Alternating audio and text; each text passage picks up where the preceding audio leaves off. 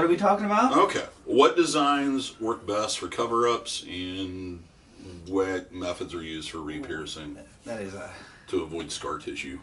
tough one for cover-ups. Cover-ups are always, it's just almost every one of them is a case-by-case basis. There is some general rules that work for everything, kind of-ish, but they're always kind of a little bit of a case-by-case thing. And we gotta kind of see it to know what we're working with. You know, it's a small thing, it's a big thing. I've seen Jack do some really impressively tough cover-ups that I just couldn't even pull off myself, and even he's struggled with them but pulled them off. So yeah, they're always a tough thing. And the reason it's a case-by-case basis is because placement of the tattoo can affect that, can affect how easy or hard it is, because what the idea is, depending on what you're covering up, the darker it is, typically the trickier it is to cover it up. So if it's something that's like, say, just a fucking 8-ball, you know, that's just this black blob that, you know, you can't just put blue or yellow or red over it. That's not how the colors work. They're not truly opaque. So what the idea is you want to draw the eye away from that cover up. Well, if your ball is at the very top of your shoulder, there's nowhere to go. So, you know, what do you do up here? You know, what do you do? A very stormy sky? Do you do a black volcano that's blowing lava up onto your ear? You know, so just, you know, even the placement of it, let alone the size or the, you know, how dark it is, really either, you know, can take away a lot of options or add options. And it relies on you as the client and what you're willing to wear. You know, I've had people come in and, oh, I got this thing, I don't want it, I want to cover it. Well, what do you want? I don't know. All right, well, that narrows it down. Okay, so I start suggesting kind of, you know, the easier kind of just go-to stuff. You know, well, you know, would you be into something like a Reaper or, you know, something, you know, kind of dark and sinister? Nah, I don't like that. Okay, well, how about some type of wildlife, like a bear or you know, even a panther or a wolf or something, even an eagle? You know, nah, I don't really like that crap. Okay, well, how about floral? You like flowers? Nah, I don't want flowers. So, you know, it really, there's so many things that go into a successful cover-up that, how much are your cover-ups? Think how, you know, so there's so much that goes into it that something, you know, it's super hard. So what you're willing to wear, what you're willing to spend, the placement, the size, the density, all of that stuff really relies on it just how successful you can be relies on all that stuff. So I don't know how that relates to putting a hole where there used to be. I think, on the tattoo side, I think the thing I always tell people when I'm up front or what have you, or somebody asks me, is like, pick 3 or 4 different ideas. Because if you come in and go, I want orchids, that may not work to cover up your and that's one thing I should have mentioned is, you know, is have multiple ideas and don't be married to one. Right. Because most of the terrible cover-ups I've seen, Yeah. when I talk to them, I go, so was that your concept or the artist concept? And they'll go, no, I just really wanted that design. Yeah. And the reason why it looks terrible, and you can still see the, you know, see George's name underneath it, is because you limited that. You kind of have to open your imagination and trust your artist. Yeah. And go, hey, I either want a bear or I want a this or that, or, you know, my only personal experience with it is covering up the tattoo I got when I was 18 and didn't know better. Right. Right. You know, it's a political statement. It's stupid, and I thought it was stupid 10 minutes after I got it done, but it was punk rock. Yeah. Right. So the only thing I said when I came in there was I just wanted dragon. Yeah. So he took, like, I'll tell you what, it's an old crass symbol. It's basically peace or annihilation, and it's got a peace sign at the bottom, and then a mushroom crowd above it. Oh, yeah. So I'm just like, dragon. He goes, what kind? I go, oriental. So basically he tried turning that mushroom crowd into like a ball, like a magic ball with his claws around it. And then for the lettering and the peace sign, he did some like mountain work or scaling and stuff. Yeah, I know it's still there. Yeah, I'm not happy with the design. I don't like it. It's my least favorite tattoo. But if I would have went in there and said, you know, hey, what do you think works out of these 3 choices? I may have had better results. True. And one thing to point out is The reason they're so tricky is because I sort of mentioned it before. Is like if something's black, it's not like painting a wall where a couple coats and it covers up. No. The colors are relatively very unopaque, which means they're see-through. So it's almost like putting a gel over a light and changing the color of the light, as opposed to painting over layering something. Yeah. You're more mixing there. So think of the pigment you have in your arm like a bucket of paint. Okay, so basically I'm gonna pour another color of paint into that. Yeah. So pretty much any bucket of paint, I can turn it black. Yeah. Okay, but I can't turn a bucket of paint white. Yeah. I can't turn a bucket of paint very red. I can tint it red maybe, but so that's kind of what you're working with. That's why a lot of times if what you're working with is very dense, very black, is to pull the eye away from where the actual cover-up is. And that's why it's important to have real estate around the cover-up, because just for instance, I could cover up anything with a snowman. I'll put the snowman up here and I'll put some rocks and rubble in front and boom, it's gone. But I have to have that room to do it. Yeah. And your willingness to do what. So you have to, you can lighten stuff up, but really it's about tricking the eye into moving away from where the cover-up is and using what you can't cover in the design as a shadow or something else to camouflage. Yep. Yeah. So it makes it tricky. Yeah, and you have to be open to, and I've experienced this at the front counter and talking to people in general, where they say, "Well, I don't want it to be any bigger than what it is." Exactly. And that's you got to be open restraint. to expanding because you made something that you don't like, and it needs to be fixed. And that means it's going to have to take up more space. Mm-hmm.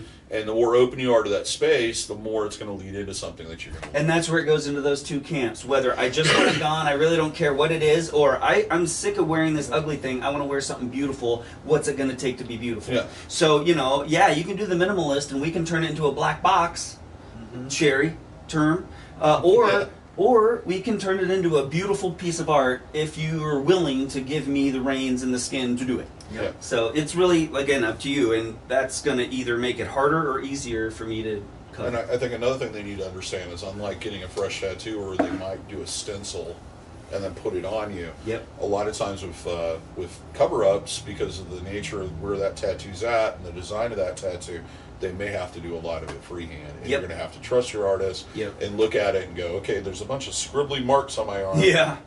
I hope that turns into something beautiful, and just go with it. Right. It all comes down to that trust thing, and knowing knowing your artist, and trusting in that they're not going to do something that is going to be something you're not going to like, or out of their wheelhouse. All the good artists I know, if they look at something and it's bigger than they are, and they know it, or they know that there's someone next to them, or they can refer them to, that will do a really good job, they'll do exactly that, because they're in the business of putting great things on people to make them happy, and the good ones aren't going to want to just grab your money and smash something into you and kick you down the road. So trusting your artist that, I know you really want, the snowman throwing the snowball in the snowstorm, but you know what? We're going to have to do something else to really pull this off.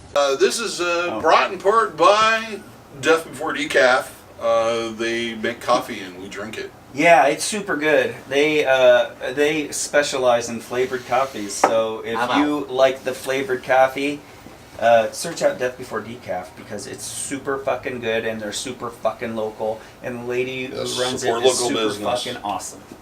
So there it is. And they supply us with some coffee because of all those reasons I just said. And she does pop-ups here about, every 2 months? Yeah, that's good to mention. Well, I wish it was that often. She's done a couple over the last probably 4 or 5 months. Yeah.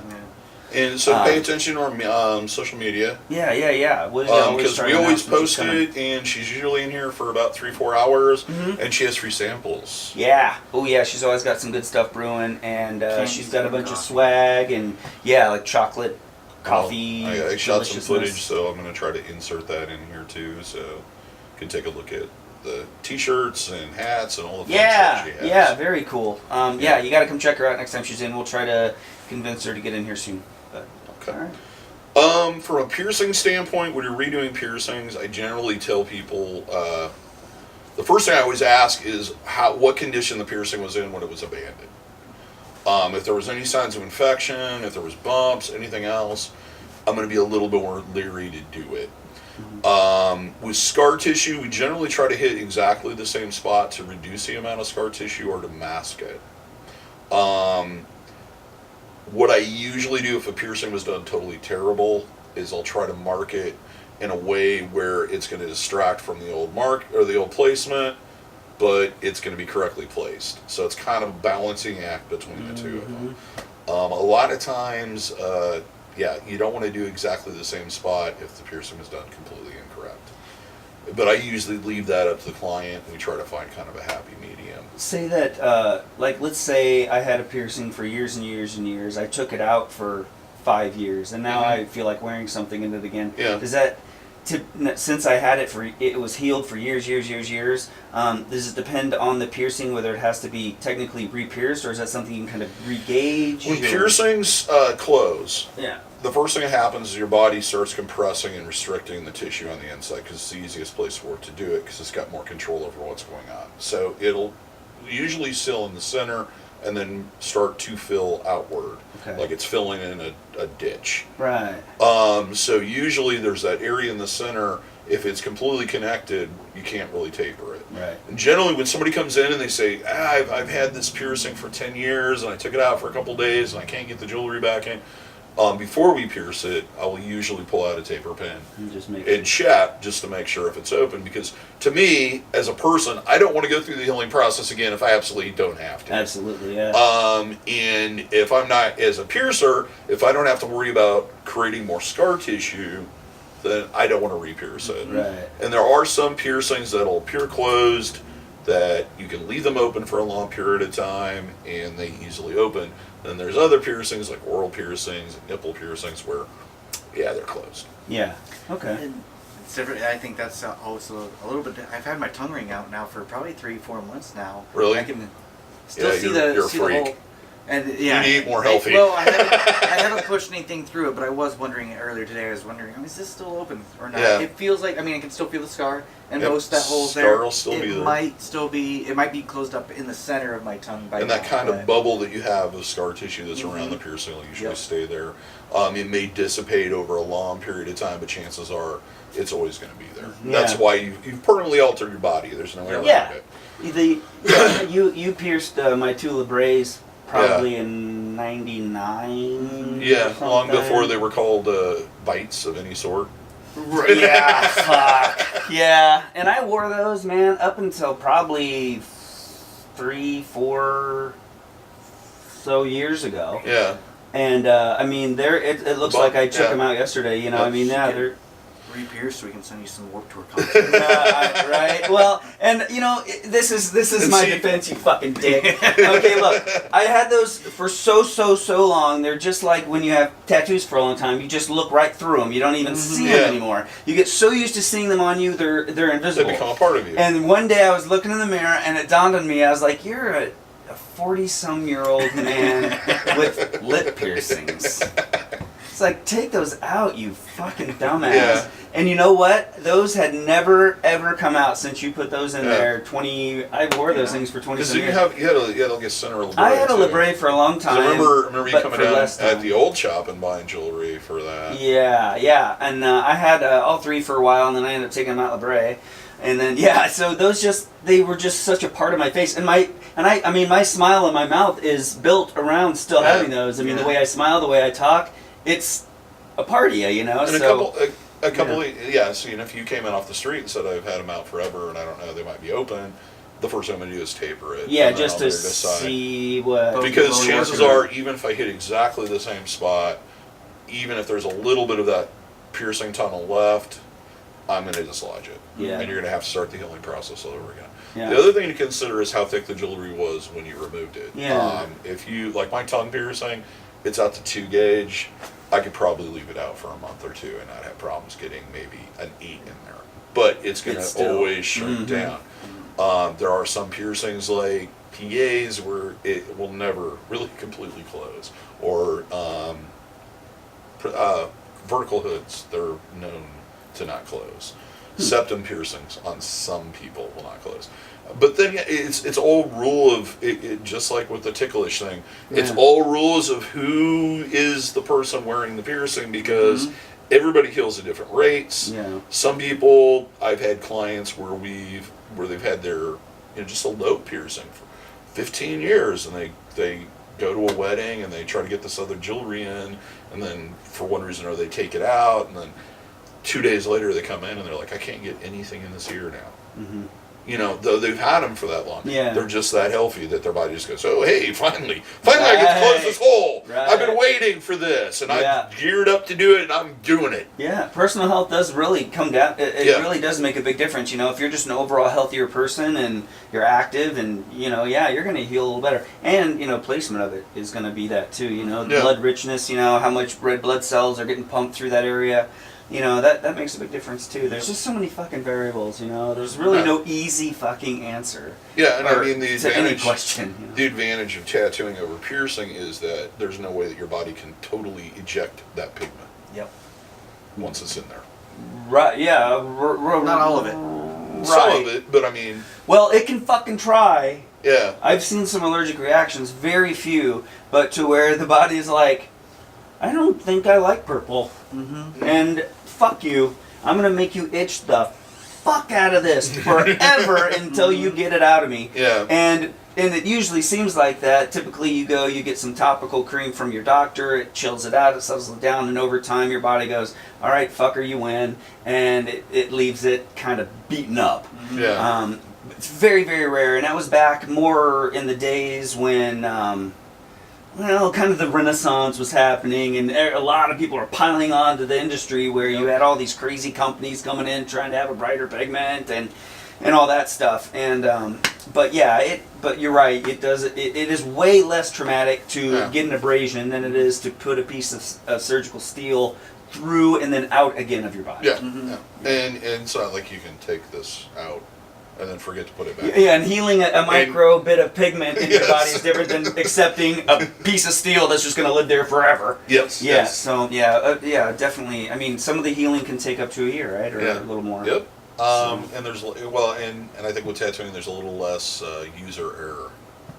There's not the problem of not forgetting to check the tightness of the ball. There's a lot less time you can fuck it up. Yeah. You got about a week to 2 weeks to fuck up a tattoo, and if you can muddle through it enough, you're okay. Yep. But with a piercing, you got 6 months sometimes to have to babysit that 6 months. I've to had avoid nipples. infection, keloids, all sorts of things. Right. And Keloids I've and had cartilage, that's a tough one, I would assume. See, and that's another everybody uses the word keloid, and keloid has become more of a slang term than a technical that's true. term. That's Keloids is with dark pigment, usually dark pigment people, where they get the raised reds or darker scars, and they usually actually protrude. It's one of the reasons why when you look at ancient cultures, like if you look at Northern Africa opposed to Southern Africa, you see in Northern Africa more of a run, in Europe, of course, to tattoos, and then the further south you get where the pigment gets slightly darker, you get more scarification, you get more branding, is because they could do those raised stars, and the tattoos weren't as prevalent. You couldn't see them at a distance, right. Which everybody who gets tattooed or pierced, they want to be able to see it at a distance. Absolutely. That's kind of the difference. And I've had people that it was obviously a keloid, though they didn't think they had any dark skin pigment in their genetics. But a lot of times it's kind of a catch-all phrase for any type of scarring. But when you get, we'll call it a keloid, I guess, or that scarring, is that something that just continues to grow, or is it something that... Basically, in my opinion, in most cases, it can be everything from improper placement, improper jewelry, improper aftercare, but 99% of the time it is abuse and trauma to the wound over and over and over again. And until you eliminate that and let your body go, oh, so this isn't abusive, because that's why it's building up the scar tissue in the first place, it'll start to subside. That's why a lot of times when people have scarring, they take the jewelry out and all of a sudden, boom, it's gone. Well, it's because you removed the trauma or what your body considered trauma. For example, if you have an ear piercing and your upper ear cartilage and you sleep on it every single night and it feels great to fall asleep on it because it doesn't hurt anymore, the reality is the whole night long you're shifting, moving, turning, tossing, everything else you do in your sleep, and you're just constantly rubbing that thing. And you're also dragging stuff into the piercing as that jewelry moves back and forth. I know a lot of people, like the big trend now is only pierce with straight jewelry. And I'm kind of, if certain piercings, yes. It is more, it does have some easier heals. But this idea that straight jewelry doesn't shift back and forth is complete nonsense. It will move just as much as a ring does because we have to pierce a little bit on the big side. Otherwise, the body can't discharge and it can't swell without impacting. Which impaction, it's like a perfect storm because it swells beyond the length of the jewelry. Then your body starts building up massive amounts of scar tissue, and it just starts impacting into the piercing. And that's into how It would have to be really yes. tight for it to not move at all. And that is neglect. If you neglect a piercing to the point where it's impacted like that, fucking Christ. If it swells beyond the length, to our whole audience, if a piercing ever swells beyond the length of the jewelry that you have in, you need to go do something about it right now. Yeah. Don't watch this anymore. Go see your piercer. Because you need something longer in there. Yeah, that's bad news. Yeah. I remember having a guy he got pierced up in, it was either Cedar Rapids or one of the Cedars, Cedar Valley area. This is way back in the early 90s, and they pierced it with a 1/2-inch barbell, and it not only impacted on the bottom and grew around it, it started to do it on the top. And he came in, he goes, "Is this normal?" And I go, "It's not normal." And he had been to his piercer 7-8 times, and he's like, "Oh, don't worry about it, it'll get better. Don't worry about it, it'll get better." And what he ended up having to do is going to see a doctor and having it cut open and the jewelry removed. See, that's neglect. You got to get on that shit. Yep. You got to get on that shit. And I tell people that too. I'm like, if you have any kind of question, if you look at your tattoo and if there's 1% of you that goes, "I wonder if this looks okay," fucking take a quick picture of it, email it to us, and go, "Hey, this is 4 days in. How does it look?" Boom. Then we'll tell you, and and if it does look a little like you should be doing something, we're on top of it. Boom, you take care of it, and you don't gotta go through all that stuff. And it's the same thing. With piercing, it's like I think a lot of people are afraid that they've screwed up. Right. And they're afraid that if they come in, you're going to be mad at them. We're not going to be mad at you. We're gonna probably tell you what you did wrong. Yeah.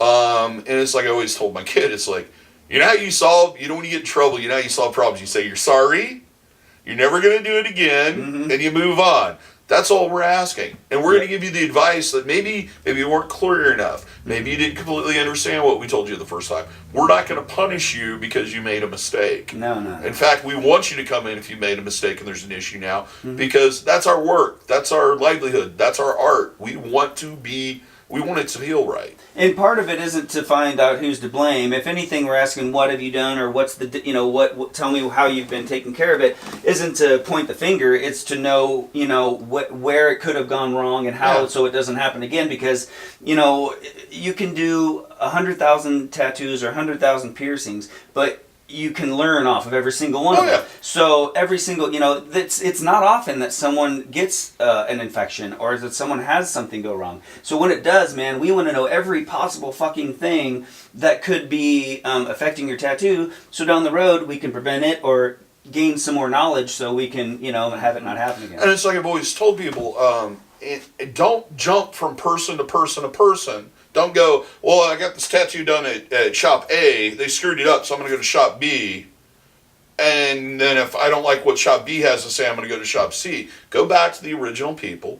If they don't give you an answer that you think is correct, or you're still up in the air of it, or the problem's not even resolved, then maybe go for a second opinion. Or go see your doctor. If you're worried your artist might not give you the greatest opinion, make sure ask that artist A in the whole shop with those other artists, because not that that's really a big issue, but yeah, if you have to have second opinions, stick in the same shop, because they'll probably all be similar idea, but maybe that next artist over is going to just, I don't know, have a little bit more advice. Well, it's not a bad idea. Around, but you have to keep in mind too that artist and be in that same shop is gonna not want to make artist A look like a dick or like he Yeah. did something that's wrong. true, yeah. So, but yeah, it always is. It's always good, even if you're, I guess, if in your mind you aren't 100% sold on letting this person, if there is something wrong, fix it.